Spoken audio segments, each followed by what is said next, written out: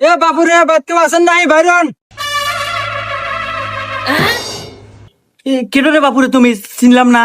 Uncle, আপনি তো মুরব্বী মানুষ, আপনি আমাকে চিনবেন না। আমি একটা প্রাইভেট কোম্পানি থেকে আসছিলাম।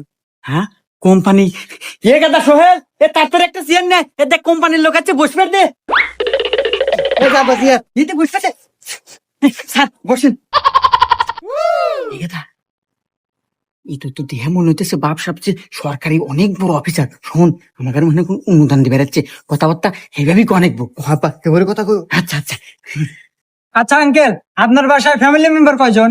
স্যার, আমার আমার কিচ্ছু নাই স্যার, চরাত কোনো জমি জমা নাই। আর এই বাড়িটাও এই দাদার আমল থেকে পূর্বপুরুষের, আমার কিচ্ছু নাই। কিচ্ছু নাই? আচ্ছা আঙ্কেল, বাদ দেন, আপনার বাড়িতে টয়লেট কয়টা আছে? ইয়াবা, নাই নাই নাই নাই কও। ও, টয়লেট দিব মনে হয়, তাই না? আচ্ছা আচ্ছা। স্যার, আমার বাড়ির টয়লেট নাই স্যার, আগার মোটেও নাই, আমরা কোনে কি